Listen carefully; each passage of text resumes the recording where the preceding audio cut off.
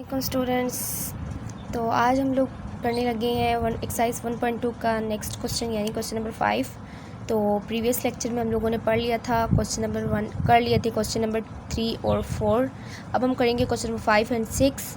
तो अब हम लोग देखते हैं, अपने क्वेश्चन की तरफ बढ़ते हैं। तो ये है मेरे पास क्वेश्चन। तो क्वेश्चन नंबर 5 है, find the transpose of each of the following matrices. तो फर्स्ट क्वेश्चन मैं उतारती हूँ और आपको बताती हूँ कि ट्रांसपोज लेते कैसे और कैसे करते हैं। तो वीडियो को ज़्यादा बढ़ाने चढ़ाने के बजाय मैंने सवाल फटाफट लिख लिया है और शॉर्टकट करते हुए और आपको सही तरह समझाते हुए मैंने सवाल लिख लिया और अब मैं समझाने लगी हूँ।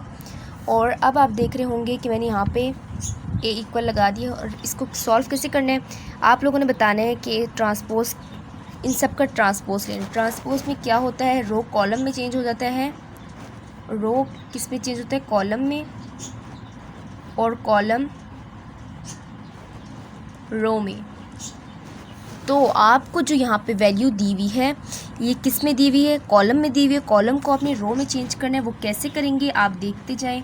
0 1 -2 यानी जो कॉलम के फॉर्म में थे इसको आपने रो के फॉर्म में लिखा है। रो इस फॉर्म में होती है तो हमने इस फॉर्म में लिख दिया है, ये इसको बोलते हैं ट्रांसपोज। अब मैं बी क्वेश्चन लिखने लगी हूँ। बी क्वेश्चन है मेरे पास 5 1 और -6, सॉरी कॉमा लग गया। तो ये मैं कैसे करूँगी, बी ट्रांसपोज कैसे लेना है मैंने आपको बताया है। जो रो होगा वो कॉलम में चेंज होगा, कॉलम जो होगा वो रो में चेंज होगा। अब मेरे पास जो ये है वो रो है तो मैंने इसको कॉलम में कन्वर्ट करना है।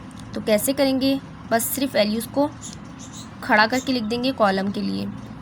मैं ये लफ्ज़ खड़ा इसलिए बोल रही हूँ ताकि आप लोगों को समझ आए। तो ये देख लीजिए मेरे पास ये कॉलम बन गया।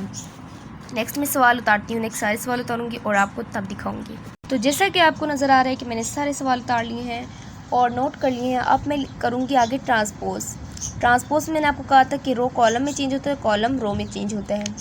तो ये मेरे पास रो है, इसको मैं कॉलम में कन्वर्ट करूँगी, कॉलम में ऐसे होगा। ये मेरे पास रो है, इसको मैं कॉलम में कन्वर्ट करूँगी, कॉलम में ऐसे होगा। ये मेरे पास रो है, इसको मैं कॉलम में कन्वर्ट करूँगी, ये मेरे पास ऐसे होगा। देख लीजिए मैंने कैसे किया। अब मैं कॉलम की फॉर्म बताती हूँ कि ये मेरे पास कॉलम है, इसको मैंने रो में चेंज कर लिया। मेरे पास कॉलम है, इसको मैंने रो में चेंज कर लिया। आसान सी बात है, मैंने आपको पूरी बता दिया था कि रो को कॉलम में, कॉलम को रो में कन्वर्ट करते हैं। तो ये मेरे पास नेक्स्ट क्वेश्चन है 2 3 0 5।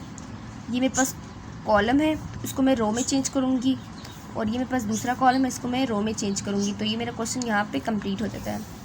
नेक्स्ट है मेरे पास ई पार्ट में लिखना है, कॉलम को रो में और रो को कॉलम में। इस तरह हमारा ट्रांसपोज बन जाएगा।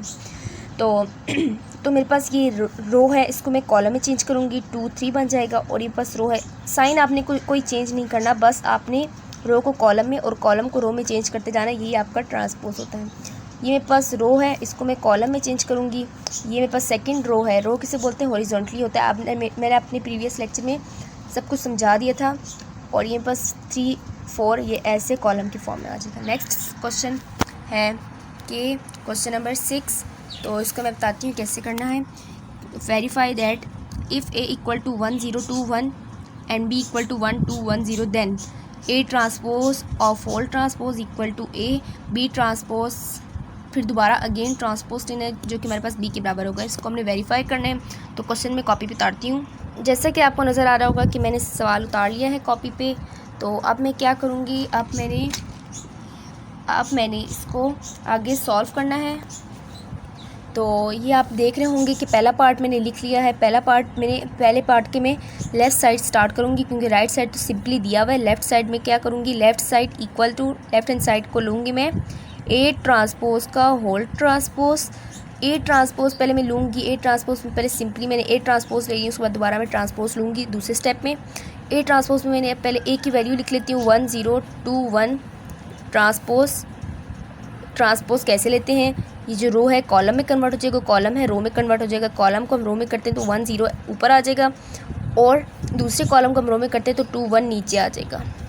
फिर हम दोबारा ट्रांसपोज लेंगे कि ट्रांसपोज का होल ट्रांसपोज, ए ट्रांसपोज का होल ट्रांसपोज। तो 1 2 0 1 का दोबारा हम ट्रांसपोज लेंगे तो ये मेरे पास आ जाएगा 1 0 2 1 which is equal to A. So left hand side is equal to right hand side. तो मैं अब नेक्स्ट क्वेश्चन लिखती हूँ, क्वेश्चन नंबर 2 यानी क्वेश्चन नंबर 6 का पार्ट नंबर 2। बी ट्रांसपोज का whole transpose which is equal to B. अब मैं दोबारा लेफ्ट हैंड साइड करके लिखूँगी, left hand side is equal to B transpose whole transpose.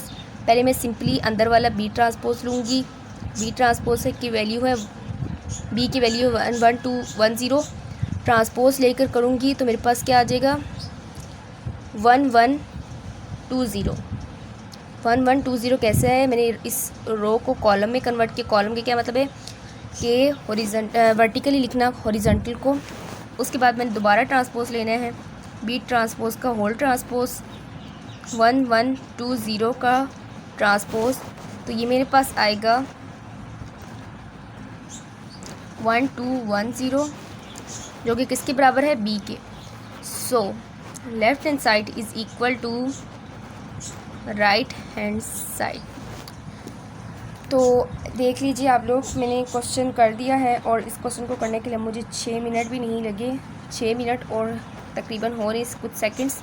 तो बहुत ही आसान क्वेश्चन है और ट्रांसपोज वाले बहुत बेहद ही आसान है। इसमें सिर्फ कॉलम है, ये कॉलम थी इसको मैंने रो में चेंज किया, और ये सेकंड कॉलम थी इसको मैंने रो में चेंज किया, बस यही सब कुछ करते हैं।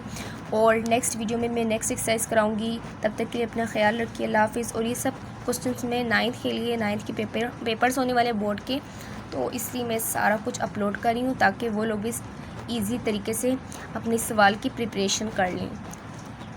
तो अल्लाह हाफिज़, टेक केयर।